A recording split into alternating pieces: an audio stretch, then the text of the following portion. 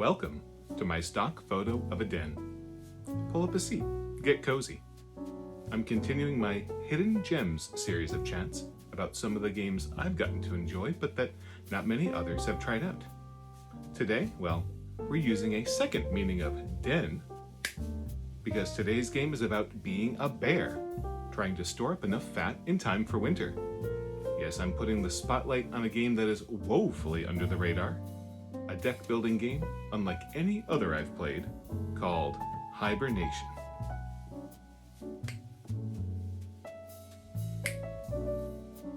Looking at this without knowing much, you may see some things as apparent red flags.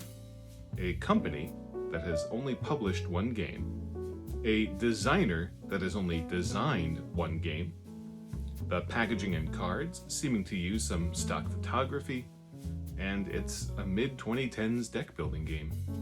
It would seem to all point to some uninspired knockoff of Dominion or Star Realms by someone who played a game once and tried to make their own rethemed version of it. Well, I'm happy to report that Hibernation is not a knockoff of any deck builder I've ever played, and it is certainly not uninspired. In fact, I'm surprised that Pied Raven Games, which appears to consist solely of designer and artist Jesse Daniels, hasn't put out any further titles beyond a book about designing games, since, at least from this one data point, he's got a keen design sense. I've played my share of deck builders, and it's a genre that can lead to some great games. Dominion is still strong after approaching its 2-decade mark, and I'll go to bat for Rune Age, Mage Knight, Mystic Vale, Clank in Space, even Abandon All Artichokes any day. But it also has its share of games like the Harry Potter deck builder, or the Star Trek deck builder, or the Marvel deck builder, where there's a big old stack of cards with every possible character and concept from the franchise, with comparatively little regard to balance or a good game experience, mostly catering to people who want to point and recognize that reference. So, what do most deck builders have in common? You usually start with a pretty bad deck, filled with currency to get new cards, and maybe some useless or even harmful cards. Over the course of the game, filter out the bad cards, buy new ones, but be careful because the cards that actually help you win may just be clogging up your hand and deck. Hibernation flips everything on its head. First of all, your currency to buy new cards isn't in your deck. You track that currency, energy, separately with either paper or dice. In fact, nothing is in your deck to start. You start with no deck and no hand.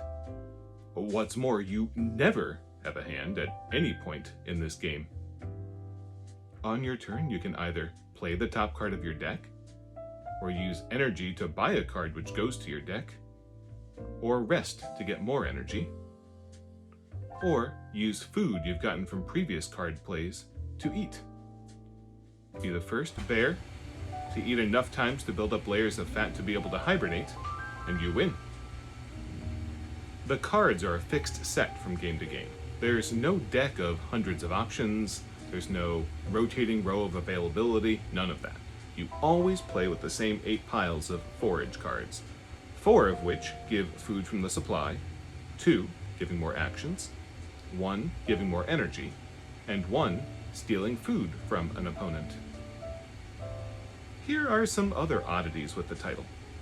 If you are about to play the top card of your deck and you don't like it, you can freely trash it and play the next card down as many times as you like. That's right, trashing is free and unlimited, but shuffling your deck into your discard is not free.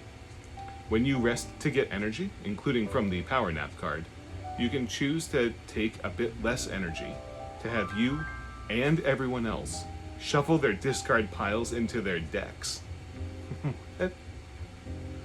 Also, the food which you need to eat a certain amount of in order to win is just in piles in front of you so they don't clog up your deck or anything. If you don't use them up in time, they are vulnerable to being stolen, but otherwise it's not any sort of liability having more food. At this point, you'd be forgiven for thinking that this gets to a gimmicky point of just trying to subvert deck building conventions. And if that was the designer's intent, they delivered on it. But I could just as easily believe that he started with something more conventional, and over the course of development he wisely asked himself, well, why should I keep things this way? Just because other games do it doesn't mean I have to. Speaking as a game designer, I respect the heck out of the design.